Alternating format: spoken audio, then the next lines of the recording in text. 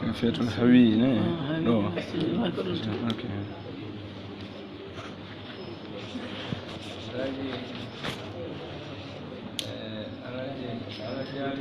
نعم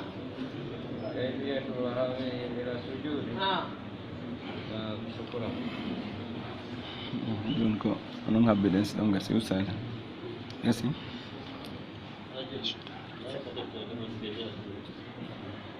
وكيفية الحي ورفع منه نعم لا جد نعم لا دو Assalamu alaikum warahmatullahi wabarakatuh. Darsu meɗen mo wonde e wadde T5 woni e kala sunna. Bismillahir Rahmanir Rahim.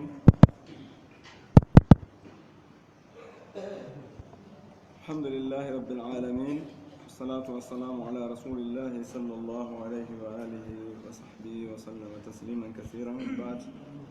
اللهم لا سهل إلا ما جعلته سهلا وأنت تجعل الحزن إذا شئت سهلا سهل لنا أمورنا وانفعنا بما علمتنا وزدنا علما نافعا وي أري ويندان من دو كو ها هينكو في جولد ندن وندن سنداري نكرمكو بن توبيتور نون في جولد ندن en holoto kisan faamugol maɓɓe ko nelaaɗo sallllahu alayhi wa sallam ɓe may kon awwalu ma yuhasabu bihi l abdu aw alayhi l abdu yawma alqiyama assala ko adate laranede neɗɗo on ñande darngal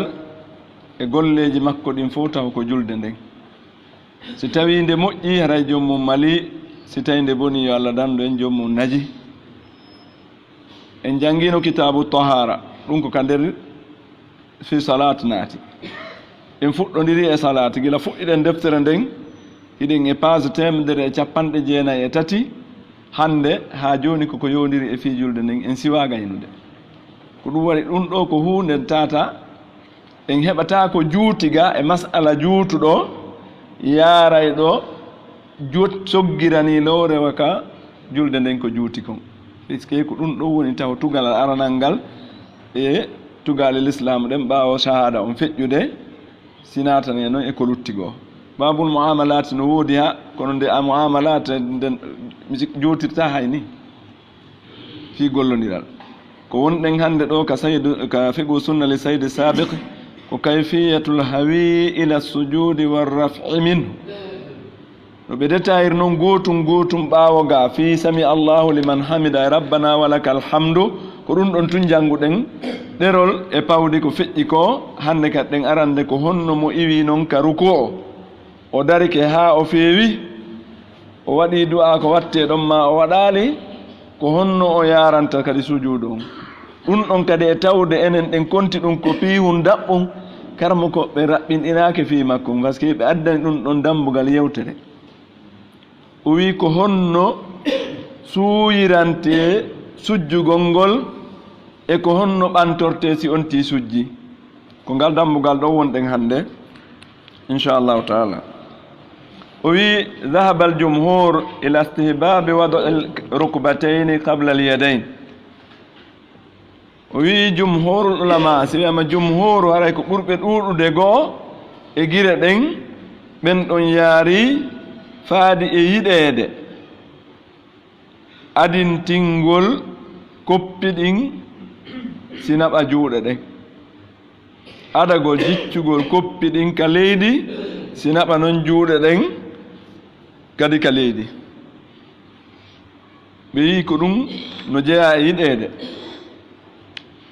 hakahu ibnul mundir an omar ibnul mundir filli ɗum kañum kadi o tuttini e saydna omar bun alkhatabi radiallahu anhu wannakhayi e imamu nakhayi kadi ko ganndo mawɗo wa muslimu bun yasar wa sufyanu thawri wa ahmad wa ishaq wa ashabu ra'yi e yimɓe feere ɓen ko ɓe ɓurata wadde itlaq e ashabu ra'yi ko yimɓe irakiyemɓe ɓen yaaruɓe e mazhabu hanafiya imam Abu Hanifa ko ɓen ɓurta wadde itla ko ɓuri kon e wigol ashabu ra'i fa qala o wi'i kanko oɗo ibnul munzir wa bihi aqulu ko ɗum ɗon min kadi mi wiyata ko yonti aɗa wadde ɗum intaha yani hatti ɗo fil yewtere makko nen kanko ibnul munzir wa hakahu abu tayyib an ammati alfuqaha abu tayyib kadi filli ɗum ɗon e dendagal yimɓe figi haɓe o fewndodunoɓen on se wa qala ibnul qayyim rahimahullah oɗo kadi o maaki wa kana sallallahu alayhi wa sallam yada'u rukbatayhi qabla yadayhi o yine laaɗo mo jamɓe kisi yewni mum ɓe laatnoke heɓe waɗayno koppi maɓɓe ɗin ado sookeje maɓɓe ɗen summa yadayhi ba'dahuma refti ɓe wallina noon kadi sookeje ɗen ka leydi ɓaawo nde koppi ɗin yewti leydi ndin e summa jabhatahu wa anfa refti kadi ɓe waɗat e tiinde maɓɓe nden ɓe watta ɗon kadi kinal ngal yani tiinde nden e kinal ngal noon si sujja yani ɓe jiccay koppi ɗin hewta e leydi ndin juuɗe ɗen noon yaha ka leydi après si tiinde nden kadi yaha ɗum ɗo fof ɓe hollude gootum gootum o wi hada huwa sahih o wi ko ɗum ɗo woni ko selli kon kanko ibnu qayyim jawziya o tabintini ɗum ɗo allazi rawahu sharikun an asim bun kulaybin o wi ko ɗum ɗo konko filli oɗo weteɗo shurayk aw sharikun bun an asim o tuttini ɗum e asim bun kulayb an abihi asim ƴetti ɗum e ben mum kulaybi an wa'il bun hujur ɓe addi o hadise mo wa'il bun hujur si filli sifa julde ne laaɗo nden sallllahu alayhi wa sallam no ɓe juulirno o wi ra'aytu rasulallahi sallllahu alayhi wa sallam kanko oni sifade o ko sunna fi'li oni sifade ko wi mi yi'i kanko wa'il bun hujur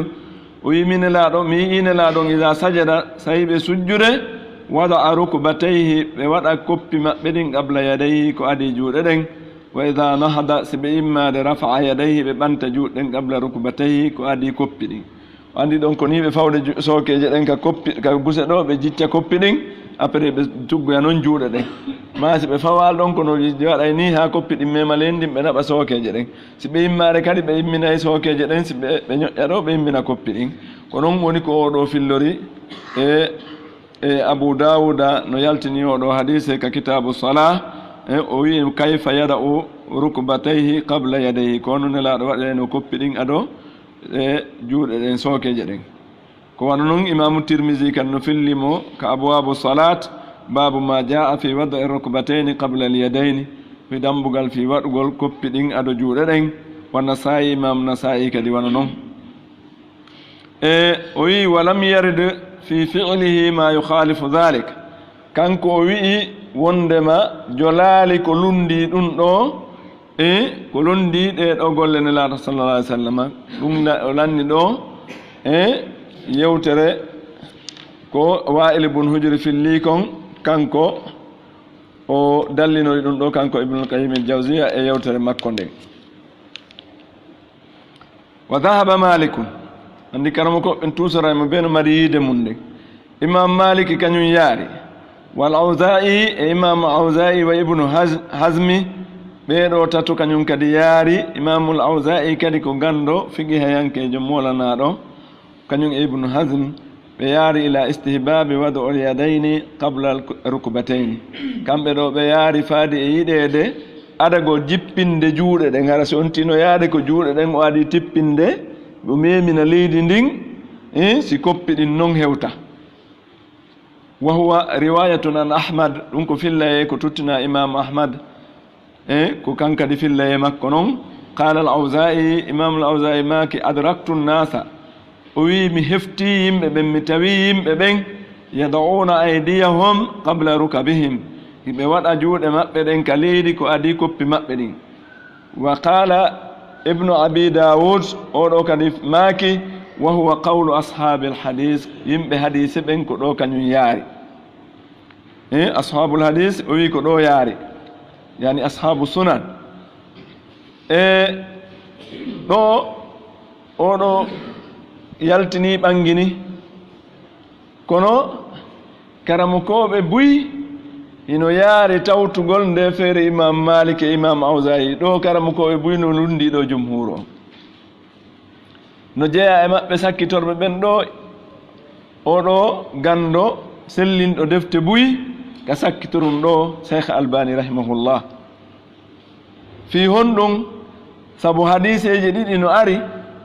hadise goo no ari toon haɗuɗo nela sa sallama ka ɓe haɗi ɓe maaki wata goɗɗo jipporwa no ngeloba jipporta andi ngeloba man ko koppi mum ɗin atto jippinde si noon wallina cogono ɗen joni noon woɓɓe maɓɓe inni wondema ɗo si wiyama joni ko naɓugol woɓɓe firir ɗum ɗo naɓugol juuɗɗen ɓe inni ɓay ngeloba mara juuɗe woɓɓe ɓe noon ɓe inni o woyi hay kanko cheikh albani mo yewtifi mum o inni wondema wo ngeloba mara koppi kono ko koppi wiya joni noon neɗɗo si naɓi koppi ɗin hara iwa si o nandintini awa e ngeloba mam ɓay ko koppi ɗin haɗayna no andale ngeloba mara juuɗe ko koppi mbari yeeso ko raɓɓiɗi ko yewtere on andi abdoullahi ibn omar ino filli no nela sa sallama juulirta noon ko holli ka fillaye makko ko sookeje ɗen ɓe attono wallinde si ɓe naɓa koppi ɗin abou hurayra kadi filli e fillaye goo on ɗon kadi ko wi nelaɗo yamiri yo yimɓe ɓe naɓu juuɗe ɗen si ɓe naɓa koppi ɗin yoɓe luutodire mummunteji ɗin donc buy e karamo ko ɓen ko ɗen ɗon ɓuri sellinde ɗi fillaye wa el bon hujure on ɗo ka sifat salatu nabi ala kulli hal hera en andi awa fo mum mo waɗi ella ala kono ko ɓuri ɗurde kon e ɓurɓe ɗurde ɓen no yaari nden feere ɗon wono cheikh albani ino ɓangini ɗum seeɗa e waɗugol o taaliq e hoore nde ɗo deftere tigi ka tamamul minna so wonti ndaari o taway ɗum ɗon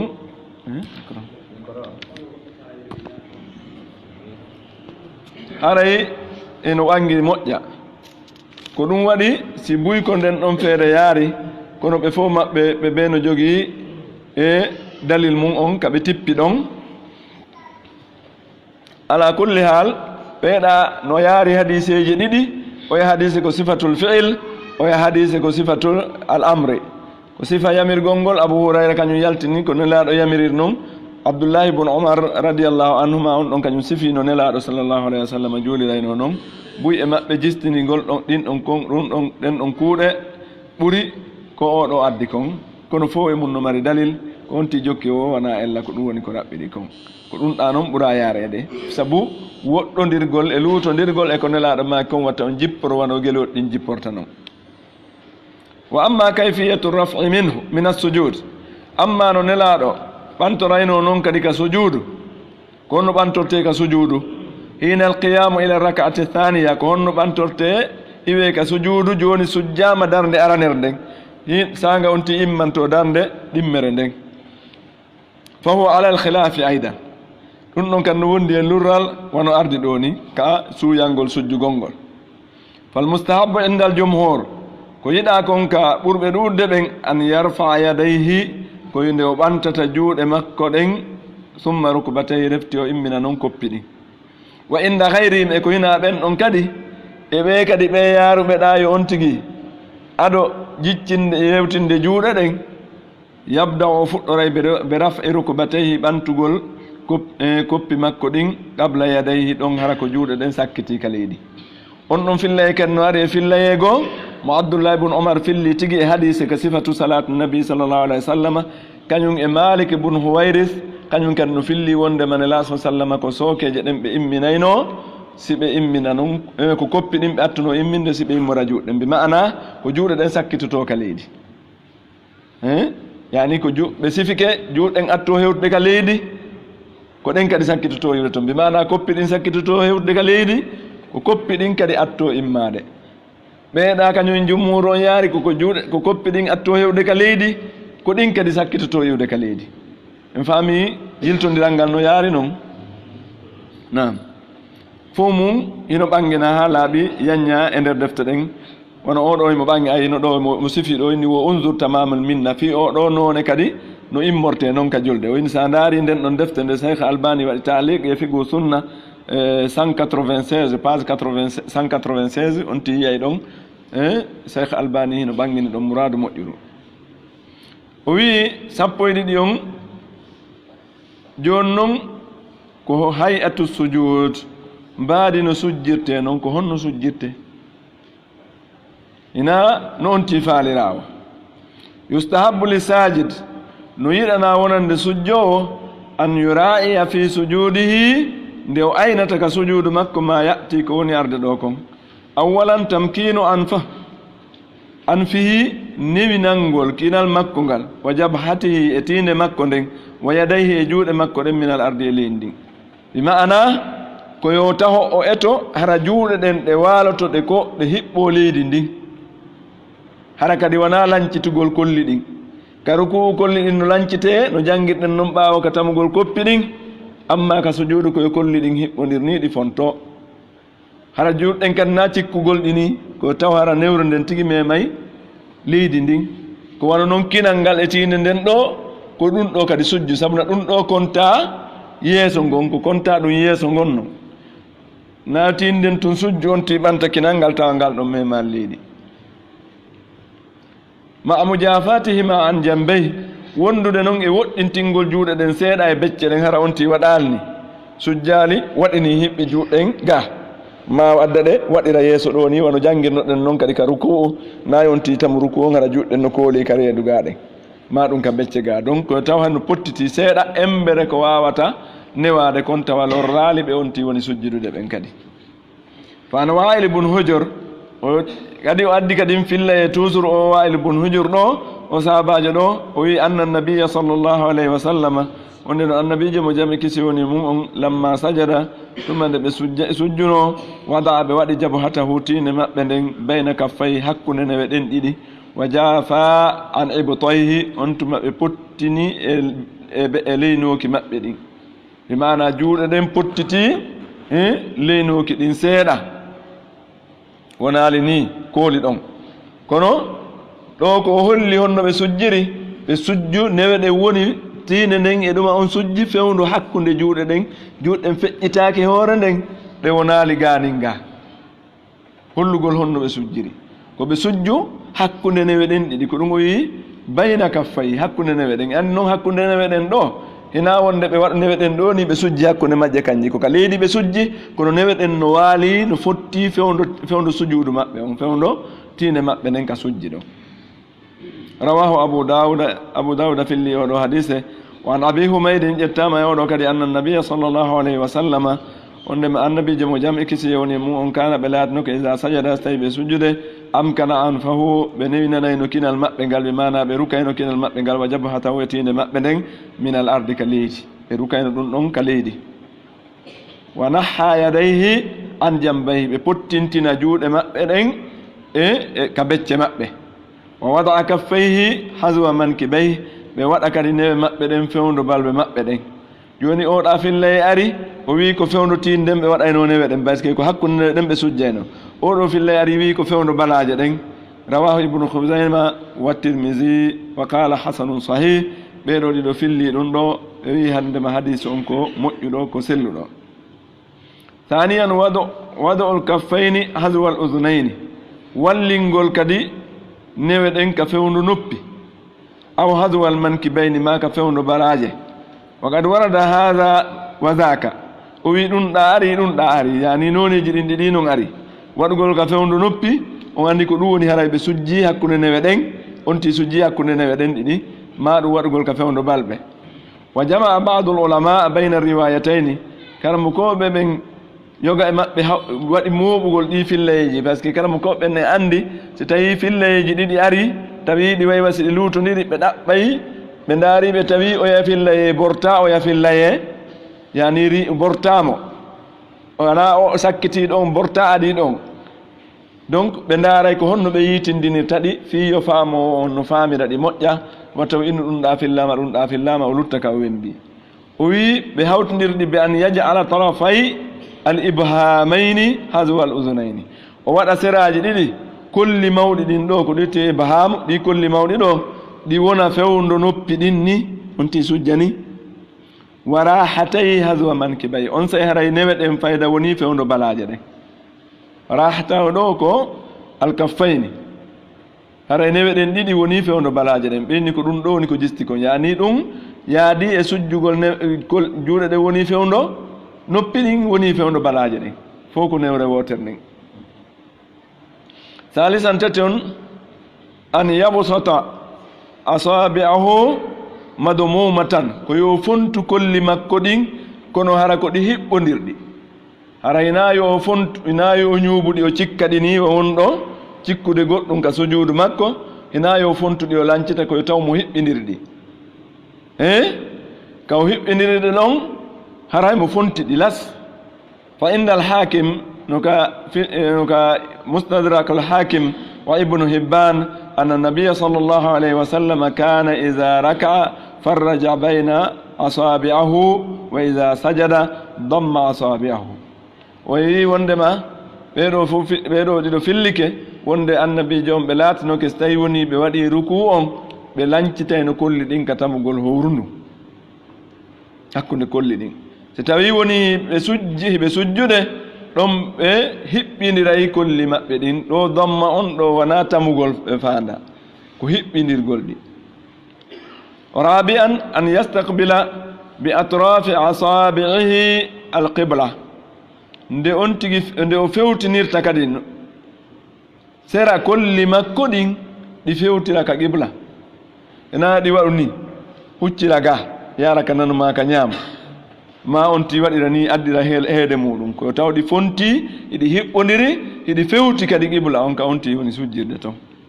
fa inda al-bukhari no ka filla imam bukhari min hadith abi humayd anna nabiyya sallallahu alayhi wa sallam wonde annabijo mo jami kisi woni mum on kana ɓe laatano ke ida sajada so tawi ɓe sujjude wada yadayhi ɓe waɗa sokeje maɓɓe ɗen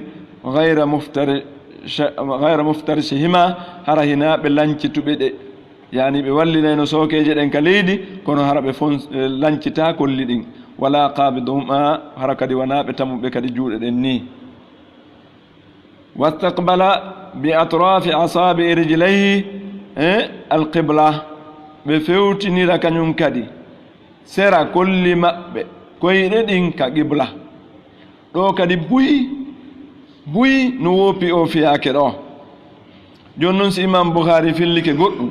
ino mo yaltin ɗo o wi imam bouhari no yaltini hadis on ka kitabul adani babu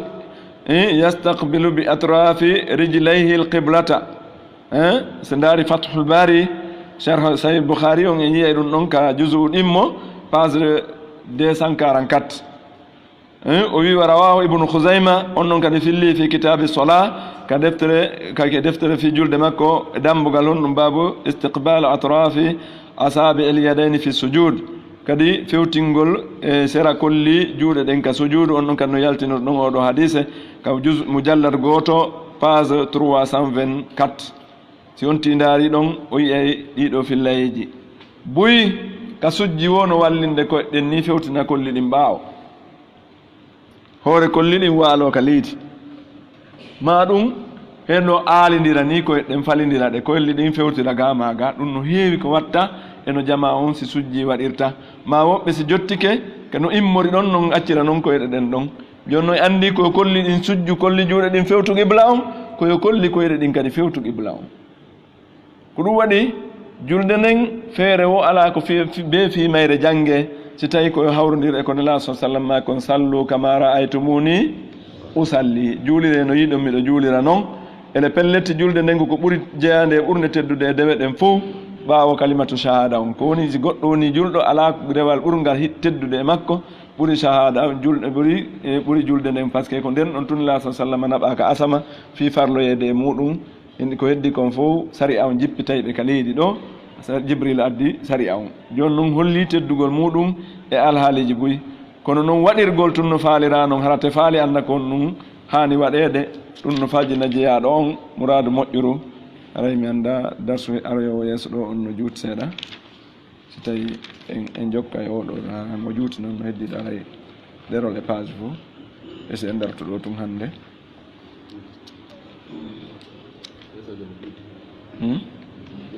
oɗo no juuti dammugal mana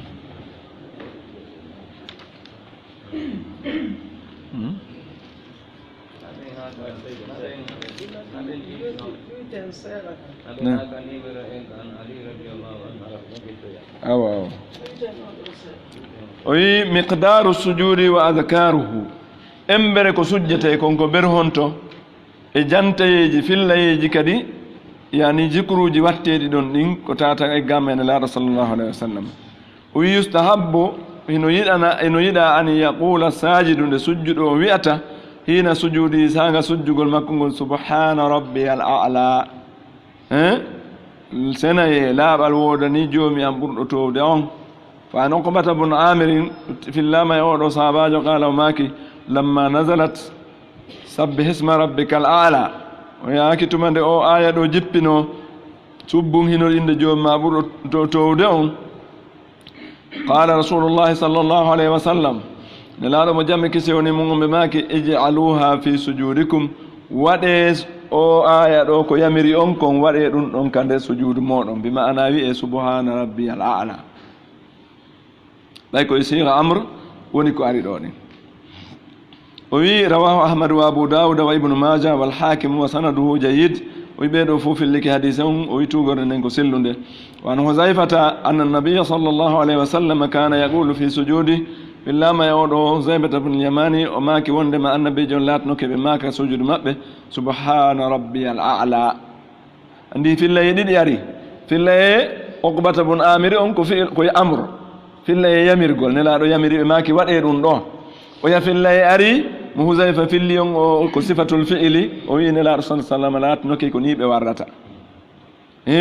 رواه أحمد ومسلم وأصحاب سنن بيدوفون في اللي حديثهم وقال الترمذي حسن صحيح إمام الترمذي ماكي حديث أنكو سلو كمؤيدو كدي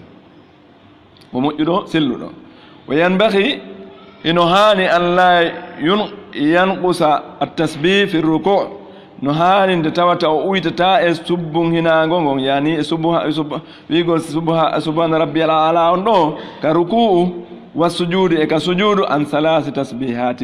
كفاندي يونتي هبو سبون هنا لتاتي كوري فاندو دكم سبحان ربي العظيم وبحمدي كركوع سبحان ربي العظيم سبحان ربي العظيم سيونتي واتو بحمدي أنكم نونكو بجستني كونكو سبحان ربي العظيم ينبو جستو دي أما روي سبحان ربي الأعلى سبحان ربي الأعلى سبحان ربي الأعلى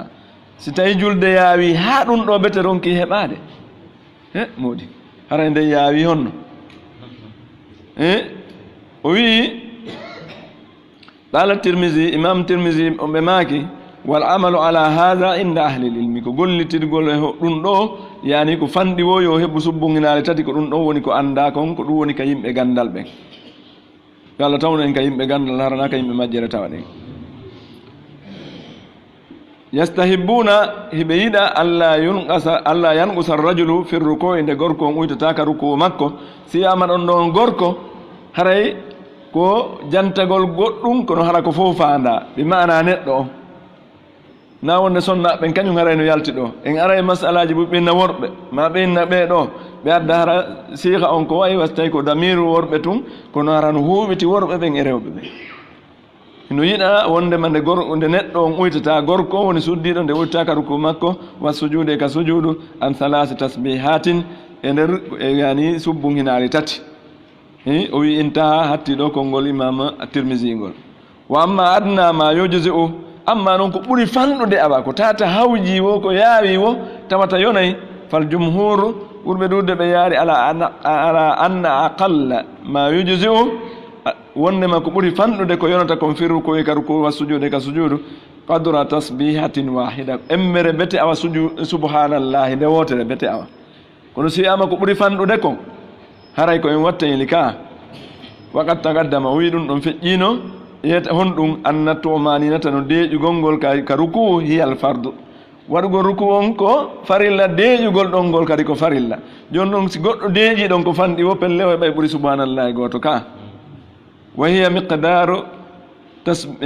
wa hiya muqaddaratun ɗum ko eɓɓa ɗum bi miqdari tasbihatin embere bete awa subbun hinago woto ma ko ɓuri kono musidɓe julɓe enen ɗo fof si geɓe sendama wiyama hino ɗo geɓe ɗiɗi ko ɓuri fanɗude kon ɗo yo goɗɗo ƴettu ɗum ɗo ma goɗɗo ƴettu ɓurko ɓurɗude kon hara ko geɓal konto ƴetteten ka ɓurɗude ɗon ka 50.000 wallinama ɗa 10.000 wallinama ɗa wiyama en suɓo nokku goo harna en munnu guite ɗen sakko bete ɗon ken ande ka hawrten konto suɓoto ɗen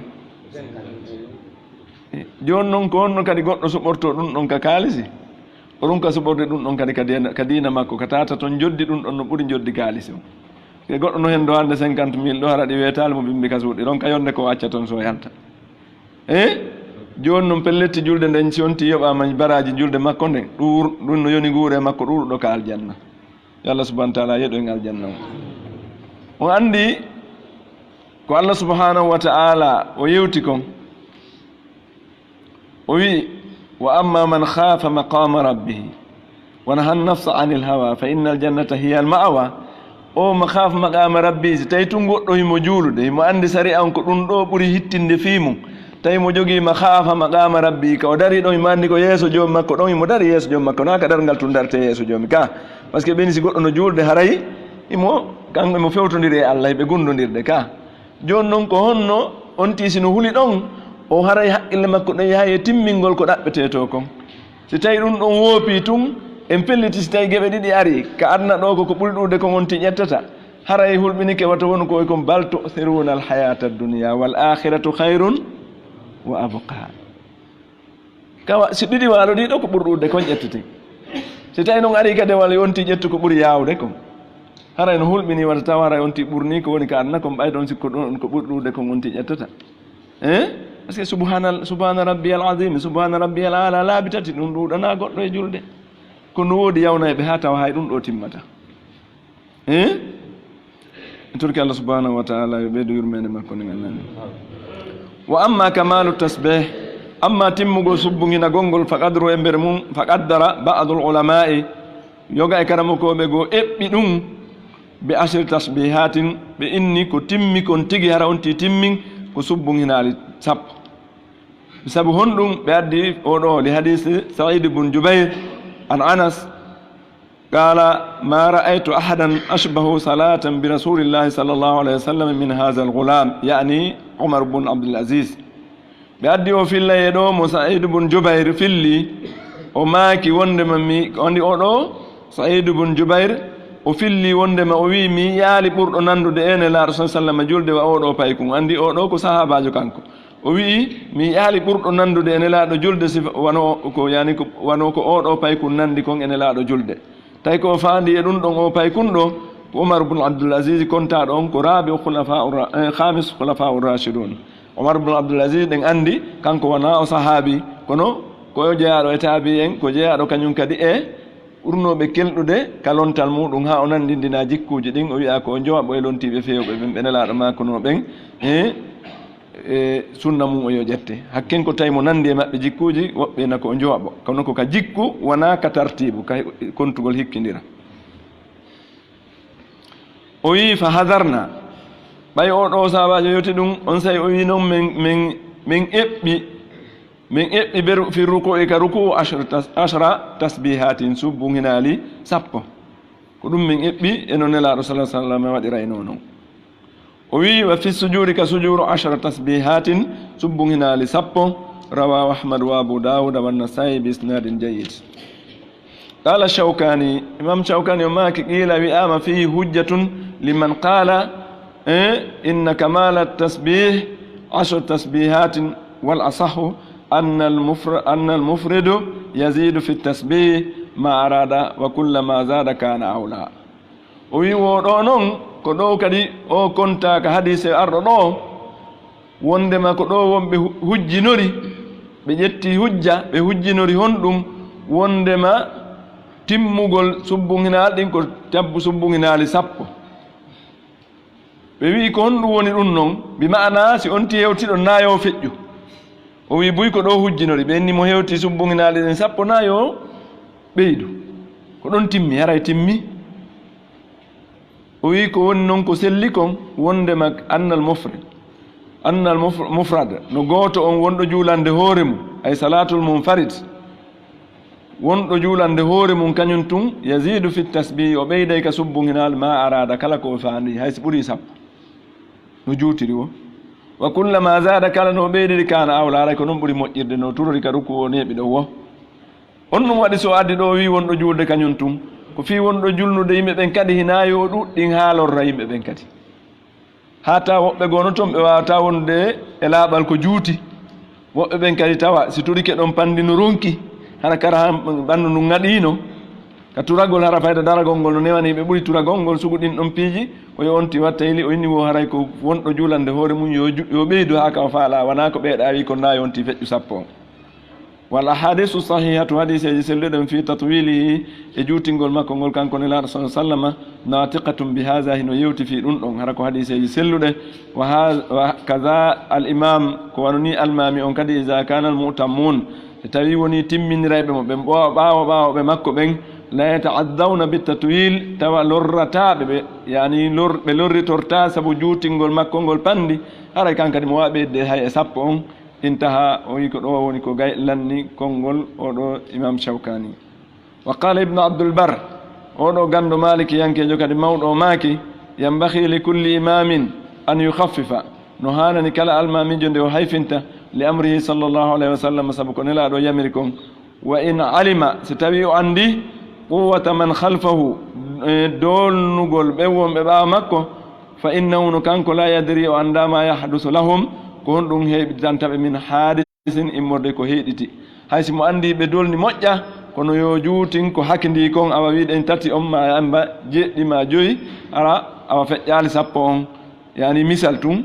fi hon ɗum o anda ko hon ɗum heeɗitantaɓe ɓaawa no wawa ara mo hooliɓe goɗɗo no wona ɗo ino hoolahi mo selli mo ɗumanni kono nder ko won ɗon kon goɗɗum heeɗitanamo ɗon e alhaali makko on haray ko ɗum ɗon woni julnowo kañum o daara e alhaaliji buyi ina alhaali makko on tumo darta wa soholin aridin kañum kadi e maapago o faliiɗo wa haajatin e haajugo o wa hadasin e tayre wa gayre zalika e ko hina ɗum ɗo fof no wawi arde heɗitana wonɓe ɓaawo ɓen wa qala ibnul mubarak oɗo kadi maake istuhibba yiɗanama lil imami almami on an yusabbiha 5 tasbihatin nde subbun hinata subbun hinali joyi ɗo haray o ƴetti ko woni mutawassit likay yudrika man khalfahu salasu tasbihatin awa yo heɓu bete kanko jowi fiyo ɓawo ɓen kañum heɓu tati so tawi noon a imam on timminal tati ɓawo ɓen heɓa jelu allahu alam wal mustahabu ko yiɗa kon allah yaktasira al musalli ala tasbih wonde manayo onno juulowo on raɓɓinɗino subbum hinago woto dey ko ɗum ɗo woni ko yiɗa kon haysi wiyama awa ko ɓuuri fanɗude ko yonata kon ko ɗum ɗon bal yazidu alayhi ma sha wurin yo ɓeydu e hoore ɗum ɗon ko yiɗi min addu'a e du'a on kadi fa fi lhadisu sahih no e hadise selluɗo anna nabiya sallllahu alayhi wa sallam onde annabijo mo jam e kisuyoni mum qala ɓe maaki aqrabu ma yakunu ahadukum min rabbihi wa huwa sajid ko ɓuri ɓattade e ko jiyaɗo o wonata e alhaaliji makko ɗin fof no woni tanon ko so tawi mo sujji ɗon tata mo ɓuri ɓattade allah e ɗi alhaaliji makko luttuɗi ɗin fa akthiru fihi min addu'a awa ɗuɗɗine noon ɗon ka sujuudu ɗon fihi on ɗon ko fi sujud ɗuɗɗine ka sujuudu ɗon immorde e du'a e toragol allah subhanahu wa taala ɓahiɗen fof ɗen anndi si tawi goɗɗo ɓattike ɗo jooni heɓortoɗo goɗɗum ɗon anndi haray sago makko ko on ɗon newnanmo wola kala ko faala kon ka joni noon ɓayɗen anndi ko ɗon ɓurɗen ɓattade allah ara hebbinen ɗum du'a on wa qala o maaki kanko ala he watte haqqil inni nuhitu an aqra'a raaki an nelaɗo maaki mi haɗama de ndemi jangata alqur'ana on hara miɗo turi aw sajidan ma miɗo sujjina qur'ana mi jangata ɗon fa amma ruku on fa azimu fihi rabb awa mawnine ɗon joomi ko ɗum wiye subhana rabbiyal azim wa amma sujudu on fajtahidu fi du'a awa tinnore ɗon kañum kadi du'a ɗon fa qaminun o wi ɗum ɗon haray ko goongu ɗum nde tawata du'a on o jaaboto fa qaminun haray ɗum ɗon ko goongu ɗum yani ko ɓurɗum handude e nde du'a mum ɗon du'a ɗon jaabete yani no ɓura tamƴinede an yustajaba lakum nde jaabinante on ɗon du'a rawahu ahmadu wa muslim imam ahmad e imam muslim fini hadise on assalamu aleykum wa rahmatullahi wa barakatuhu akhir dana alhamdulillahi rabbil alamin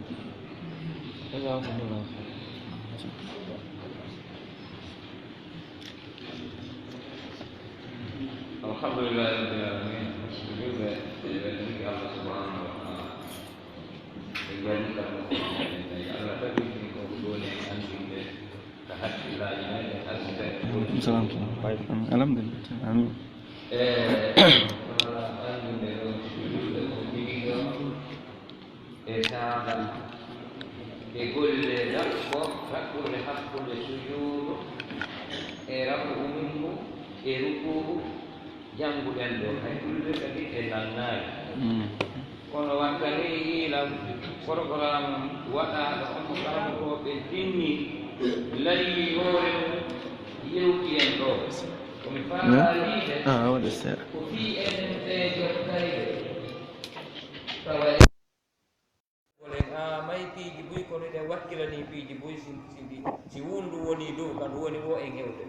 kono noon huɗen anana ƴettugol nde ɗo deftere ɓaɗo mi sikka en nani ɗo karama ko ɓeno waajo en kono ɓe hewtiranta en ni komi waɗi simiɗo wownude ɗo ko ɓayru en jam wona bayana hiɗɗen joni no musidɓe julɓe jokkowo wawa rewde e ngol laawol ɗo ko waɗi noon a yiyata ɗo golle buy wayre ko waɗɗa rukuɗon a yiyata imo jogito ko a yiyata imo sujja ananta ko wiyata so o sujji andano ɓan torta ko annduɗa ɗo ko turago sila imam fulike turoɗa so ɓantike ɓantoɗa so wi sami allahu liman hamida an kadi wa rabbana walakal hamdu ila akhiri jokkama façon no jokkitama anda honno o fewɗo wawata andude ɗum jokkowo min e haqqille an ɗen ndaare ɗo koko janngani haray wattane yiide anden nde ɗo julde haanino nde waɗen anna men on e tinnare kala ko wakkilotoɗen ɗaɓɓen fuu hara ko fii no faamiren no juuliren ɓe magani en hadisi on ɗo ko o julde artedaare nde jiyaɗo ala e dewal welaygal allah ngal o weltori wa sujjangol mo wa waɗangol mo nde julde ko nde ɗo hikki si tawi a naati ka dingira so a naati ka suudu ko ɗum ɗo landa tanke a naatale landa kay hunde sa wi ashhadu an la ilaha illa llah wa ashhadu anna muhammadan rasulullah allah wi a wa aqimu sala nimno julde ɗo haray musidɓe julɓe si ɗum hawnaali mbiɗan noon hawni boyi min ɗum hawniila ko tawata oɗo technique mo ɓe maaki ɗo en anndina ko jobbani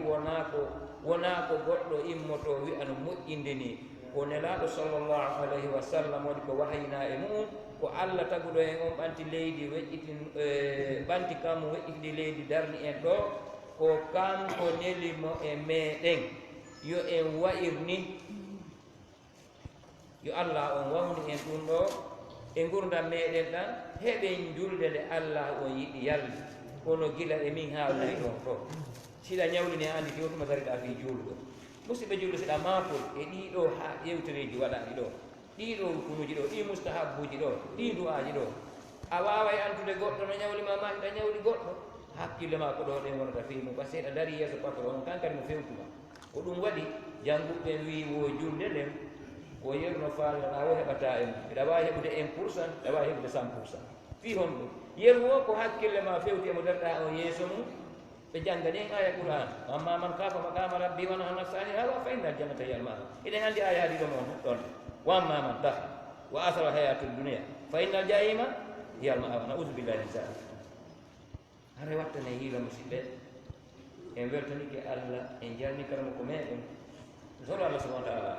yo allah tabinti ɓiɓɓe julɓe ɓen e anndugol no ɗum no juulirte sabu namo anndire honno julde ko docteur ni si a anndi no juulirte a ñiiɓe julde nden boni fof mettete fenaade mettete ñoɓugol mettete jinano mette haray beere no ñidde haray cigarette no luuɓe haray kala gonɗo haray no mette ko boni kon fof haray majjuɗo no yurme hiɗa yiɗi yo feewu mo annda no yurme hiɗa yiɗi yo feewu mo mara no yurme hiɗa yiɗi yo heɓu hara yurmede woni ka ɓernde ma kono so tawi nde julde tabiti nde ko docteur mo no faalande si golle makko no moƴƴi yo ndaar ko boni kon so ali yo o juul simo juulde yo si o anndi tun ko boni kon mettitimo yo anndu julde nden arade moƴƴi ko waɗi noon inna salata kanat alal mu'minina kitaban mawquta ɗum ko ɗum waɗna waktu inna salata tanha anil fahsha'i wal munkar hay nde ɗo haɗay bone on fof nde haɗay gari ko a ñaako joni noon na ɗum ina jogii wonde e docteur jo maɗa o ina wonde makko si tawi an hunde mettali ma e ko boni ko a woni monantoɗo sifoɓe oɗo ɗi sifaji ɗo ara watta ile hoore ma musidɓe julde yo allah faami en arsika en tabitugol e dina kam arsika en faamugol ndeɗon e julde en anndi ndena joggugol tum nafata en few sabuna si ɗum fuɗɗama gila ka fuɗɗi ɗon musidɓe julɓe ɓe aɗa salli ko ha hewti ɗo en waalay ɗo ko nara ɓe lannal en yigo ila fuɗɗen dammugal julde nde yo allah faami miɗo daro ɗo yo allah yoɓu kala makko meɗen ɓuuri moƴƴude e jurɗi alhamdulillahi kala makko ɓe meɗen ɓen ɓe hewtiti ara ɗum cheikh man salim makani en ka fuɗɗugo joni allah aboubacar diare hafidahullah ɓe hewtiti eɓe ka galle maɓɓe hannde hiɓe fowti inchallah ɓe ɓeydike e cellal moƴƴa ɓe makanilan ɗo hiɓe wayino andino ɗen ɓe noon aɗo ɓe ancani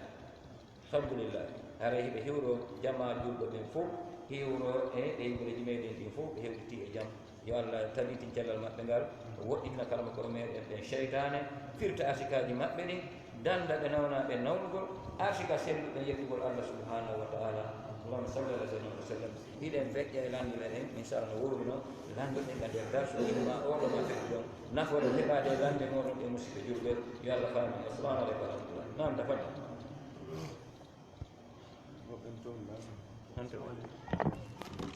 nam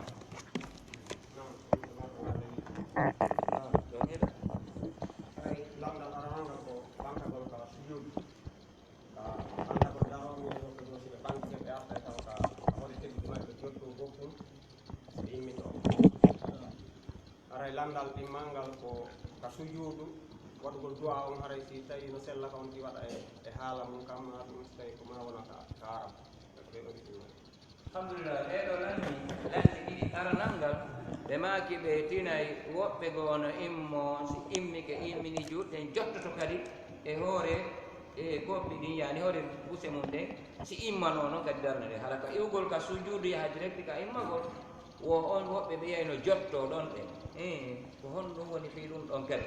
ɗin mum ɓe maaki du'a on no landa yo neɗɗo waɗu du'a o ka sujuudu ɓe maaki haray sino sellande on ti waɗa haala mum kam pour raɓɓude kam ɓe maaki siko kula ɓe maaki sonti waɗa haala muɗum kam ka ko arambo on ti ɗo e mum waɗa ko bisimillahi rahmani rahim haray ko adi kon on jolande ɗon jolande ko ɗum inde jalsati istiraha hakkunde darde aranere nden e ɗimmere nden ma hakkunde tataɓere nden e immanagol nayaɓere nden woɓɓe no jotto ɗon wiyete jooɗande fowtagol ari woɓɓe landino ke no nandi e mum ɗo seeɗa en yewti no fi mum jooɗande fowtagol ngol ko sunna kono wona o tentuɗo ha tawa ɓe goɗɗo waɗamo e julde mum nden fof mo waɗimo kadi haray ko sunna o waɗi sabu no laaɗo sallllahu alayhi wa sallam ɓe waɗi en faami ko ɓuri hanande mo noon ko ɓaawo ɓaawoje wona e almami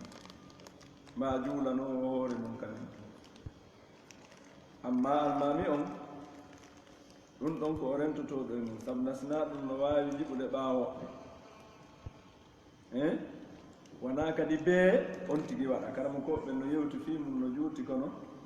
berkumi faami e mum kum toon no raɓɓiɗi kono hay kum ɗum ala ko natanen e on tan on koko raɓɓiɗi konno ɗum ko jooɗande fowtagol ella ala e mum ko sunna kono wona kadi bee on ti waɗa e julde mum nden fof amma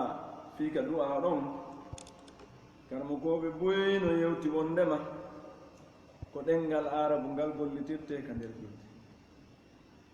sabu na tawde ko e ngal ɗon nelaaɗo sallllahu alayhi wa sallam ɓe nela ko ɗum ngal maggal l'islam on ari amma ko hinaaka nder julde on tigi toroto allah e ɗenngal ngal o waawi amma ka nder julde woɓɓe sennidiri ɓe inni wo ka julde farilla gasataaka ɗenngal ngo jilla toon si kanaaka noon si on tiiɗu manni ke no waawa toraade kono ko ɓuri raɓɓiɗude kon ita neɗɗo runku wawgol du'agol beru du'aaji du'orteeɗi ka sujuudu haa tawa ko bee e ɗenngal makko ngal tun tawɗo ko jibinaaɗo e nder l'islam fuɗɗina jannde ko mo duuɓi tati ma nayi ma joyi ma jeɗɗi o yaha haa hoona helle faaɗo ɓay ko helle fiyon ko fande o ko duuɓi sappo e jeɗɗi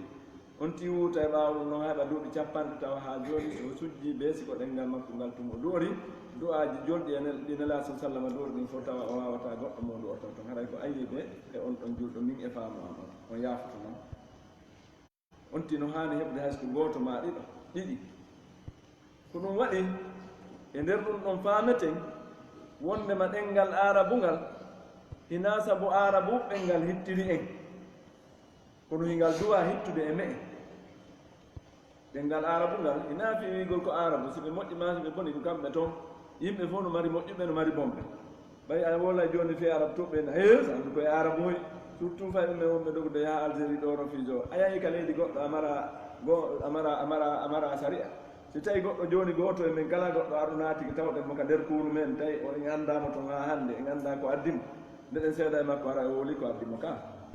ɓe ka leydi maɓɓe ɓe jogaki kayɗe ɓe ala hunde ɓe autorisaka natugol ɓe ɗiƴiɓe toon ɓenna koye ko kefere koye no boni no waɗini en yonti nde ari taw honno watta kam kadi ka suudu nde no aybina ɗe isan aybinen ɗenngal arabungal ɗenngal arabungal enen julɓe ɓen ko ɓe faamen ngal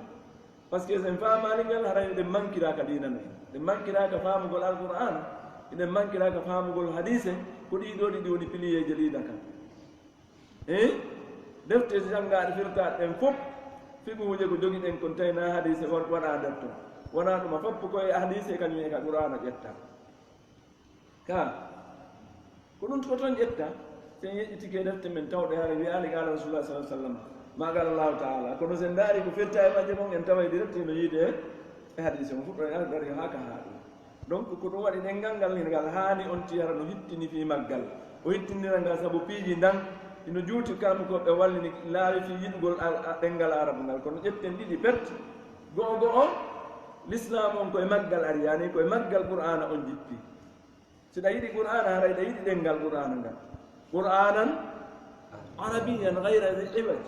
allah wi kode qur'ana kode janngetende e arabiyankore donc ɗum ɗon no yoni ko yiɗira ɗenngal arabu ngal ha eɗɗa wawgol ɗenngal arabu ngal go'o ɗiɗɗiɗi on nelaɗo sallllahu alih w sallam arabi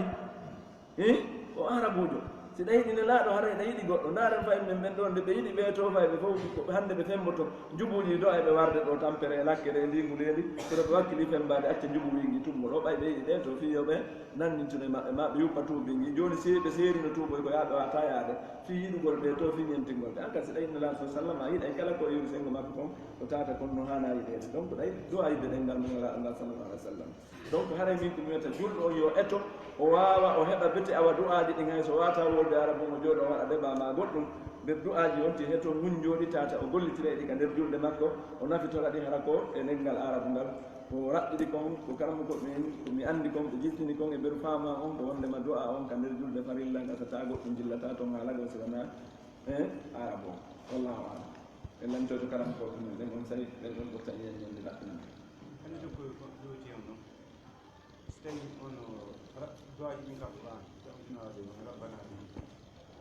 du'aji ɗin ka qur'ana hino ara goɗɗo no du'oro alqur'an du'aji ɗin ka qur'ana kon hara ko iqtibasan hara ko ti'ugol ko ɓenta kon iqtibas ka balaga sen jangi ɗum janga ɗum wonti iqtibas a adda yewtere wa a wasko aya qur'ana kono harna aya on mbirte adduna amma nelaɗo joni en jangiɗo wondema ɓe haɗama janngugol qur'ana on si ɓe waɗi ruku'u ma si ɓe waɗi hon ɗum sujudu kono ɓe maki mawnineɗa jomum donc ko ɗum waɗi haray e addugol du'aji ɗin mubachara hara ko wigol wano rabbana atina fi dunia hasanatan fil akhirati hasanatan wa qina adhaban nar si yiltitike min mi hawrani taho ɓayno mi mutaki gandal ka nelaɗo du'ori ɗum ɗon direct ka nder sujudu ma ka ruku'u ko allahumma e ko adde kadi rabbana kono haranano ayaji ɗen addi noon sabu sen dardi ɗum noy ko ɓe maki ɗon ɓe haɗama janngugol alqur'ana on ka nder julde en tawa haray no wonti no wawi wadde iqtibas ko addugol ko nandi e muɗum du'a hara no nanditi e mum kono harana aya o direct wonti ardi ɗum o ardi noon ka qur'ana wallahu alam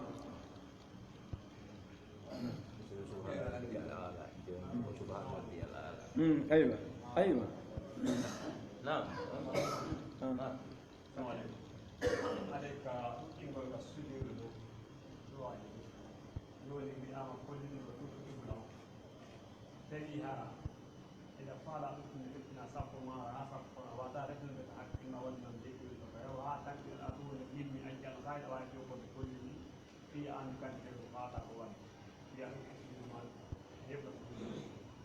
شكرا طيب بما كان مريرا أواي ود دعاء إما سبحان ربي العظيم ولا يسبح له ما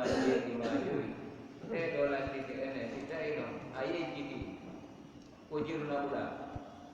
si a kontinay ɗon ɗum jofoɗa ga a kontinay kollima ɗum fiya anda e ɗi sappo ma e ɗi jeeɗi ɗen jonde kala ko gaɗa jaabo inchallah.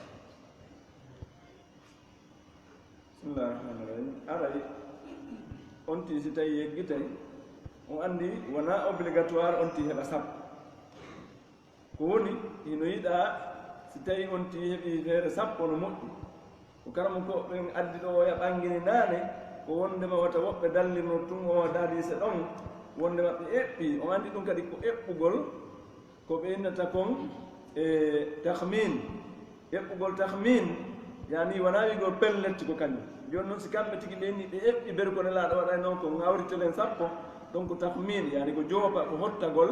wona pellet donc ɗum waɗi on ti yo waɗa tun ha wanda o heeɓi tati ko hannde toon o naɓa haka o ronki ko ɗum waɗi o ɓanginani e naane o wi wa haka beesi ko ɗin ɗon tun dalli noon ɓe wi ko ɗon tun hattata ɓen ɓen ɗon woɓe faaju seeɗa on faami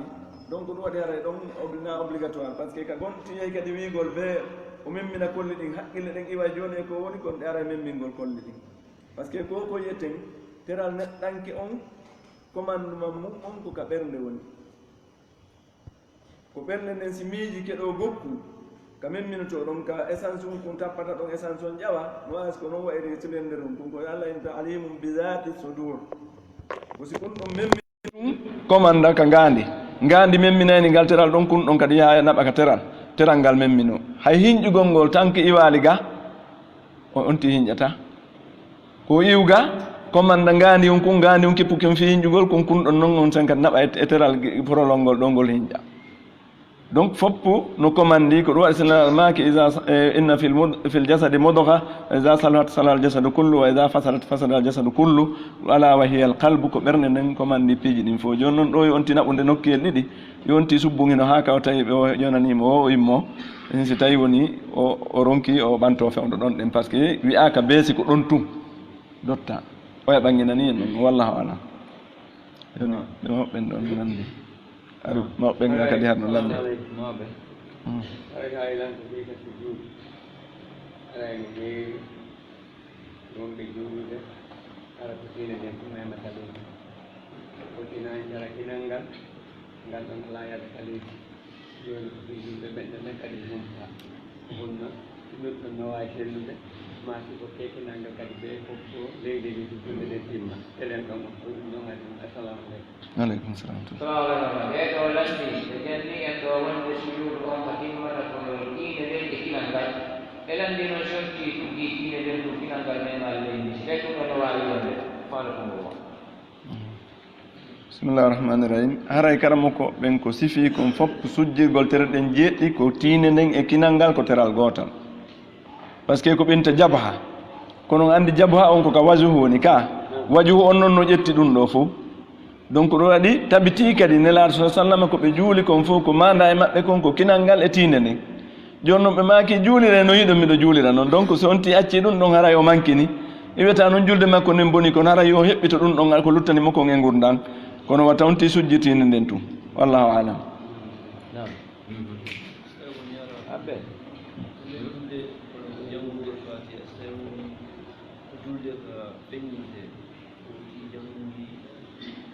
seremoni kaba sudete oti jangi fatiha ko feññinde ma ɗum kara aka feññinde oti suuɗa fatiha ma o janga ha fure o ara o yigguidino kanga feññinde o suuɗa janga ha fure no ɗinum ɗum so tawi woni goɗɗo findinni ke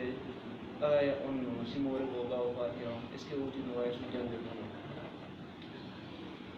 tawi ɓe ɗo landi ɗiɗi aranangal ɓe mayo ka fatiha yani so tawi ko julde feññindede a yejjiti a suuɗi kon woni ñawol mum ma o ka suuɗete ara ko a fana a yejjiti a feññini o ma a suuɗi ha e hakkude a anditi a feññini ma a feññini ha e hakkude a anditi a suuɗi kono ñawol mum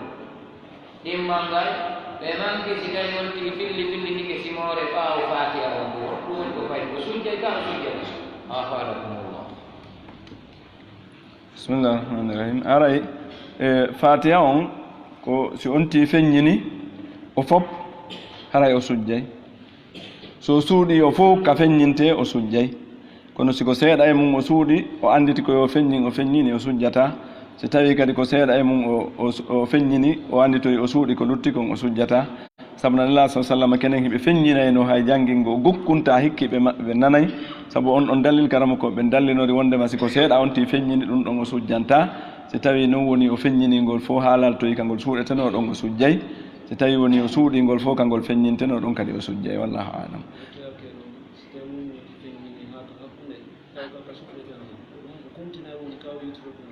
non si tawi o feññi o suuɗi ala ko ka feññinteno ka o suuɗ yani kala no woniri siko suuɗugol siko feññingol ka suuɗete ma ko ɗuma so ari haka hakkunde na o yiltude ko ka o andita ɗon koyo feññin ɗon o continue sikka suuɗete kadi o feññini ha o hewti ka hakkunde ka o andita ɗon koyo suuɗu ɗon o timmina na o yiltito hannde kadi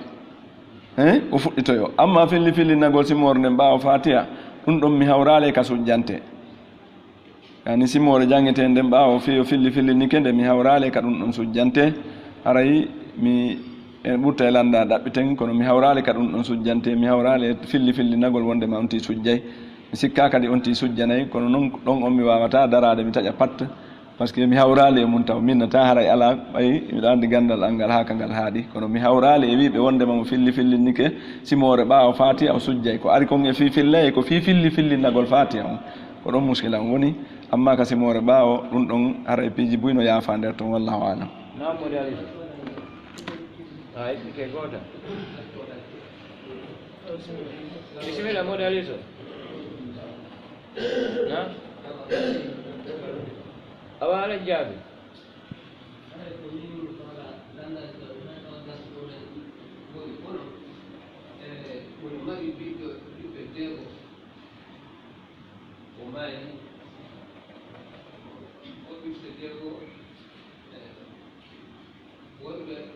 Dico,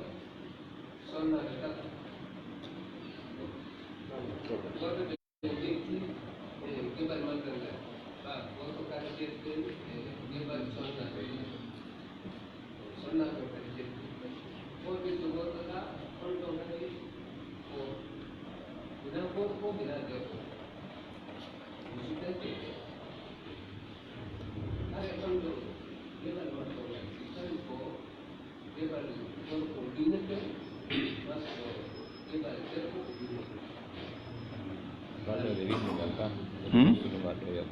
no wawi winde hatta noon mi etobira o salamu aleykum mi andita toujours en geɗi ngal ɗo landal ngal ɓe landi ko deftere yelde ko adi kalma ko ɓe jafoto kono na fof kono ɗo andi ɗen haldita e landu sinade version ngal ɗo yettinay ko jamɗe hakkille men woni ɗum par ce que ko fii ndondini e kadi ka satti kadi ɓe landi ɗum noon haray en joroɗi wattaniɓe ɗum karama koɓɓenno ɗo winde ɗum ɗo se jonni waɗana en kulasa holno laaɓi hara no tinni tis ko ɗum ɗon ɓuuri moƴƴande hara yiɗen jonneɓe micro on ɓayno ko mawɓe landi ko imamuɓe kadi e ɓe firta e maɓɓe hakkille ɗen seeɗa inchallahu fino ɓeyde wattangol yanje fi ko yande ko yande sabi allah ene yolɗu ɗum darsude lande gol gonɗe darsumeɗe sari allah salamu waaleykum salam wa rahmatullah bisimillahi rahmani rahim mi haray ɗum ko fi ndondi no ɓe makir noon ko wiyete kon ndondi en andi ndondi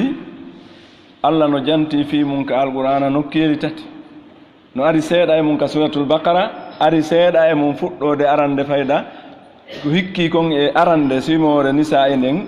ɗon ko juuti o soggi lowre fi mum o lannitiroy ɗon kadi simore nisa e nden tigi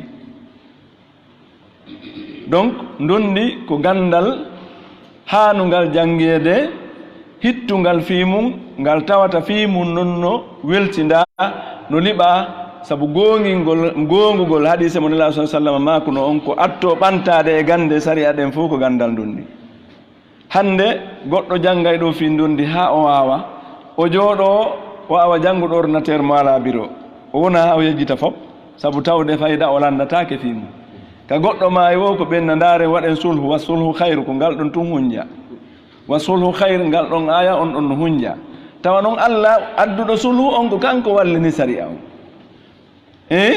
donni ndin no haana yege gennede fi mum kono ko raar fi mum landete ko ɗum waɗi haray mi innata miɗo muuti e mum ton ha karama ko meɗen ɓen ɓuuri muutade e mum kono haray be jopanoɗen ɓe ɓaɓe landike ɗum ɗon seeɗa be jopanoɗen ɓe ko raɓɓiɗi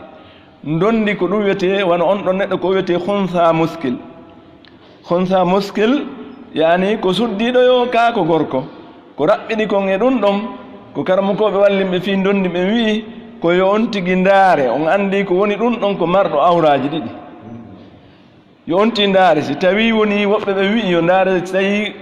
enɗi ɗin hino sorti seeɗa ko ɓuuri ɓanginde ko o suddiɗo ɓuuri ka enɗi gorko ɓoowi ɗon haray andama ko ka suddiɗo o ronirta si tawi ɗum ɗon waɗano feppi tun haray ko yo ndaare ko itte woɓɓe ndaara awra on awra ɓurɗo feeñude o e awraji ɗin ɗiɗi ko ɗon o roninirte haray ko ɗum ɗo woni fi dondi hunsa muskil yani ka awra ɓurɗo feeñude o e awraji ɗin ɗiɗi ko on ɗon haray o roninirte sengo muɗum yani ɓurɗo ɓangude ko ɗon o jeytira o haray Allah ɓuuri ɓanginde ko ɗon o jeytira en faltige haray ko noon ɓe jittini fi affaire on ɗon ko ɗon daarite woɓɓe ɓen yaari e ɓangingol ngol wo ndaare si enɗi ɗin cortike moƴƴa ɗuman nike hay si tawi awraji ɗin fof fotodiri kono haray andama jopike ko suddiɓe o jeyra amma si tawi woni ɓanndu ɗum feppi yette a nangon sengo ɗon andori koyo ndaare awraji ɗin ɗiɗi ɓurɗo ɓangude wo ɓuuri laaɓude wo ko on ɗon o jonnitirte dondi ndin wallahu alamu assalamu aleykum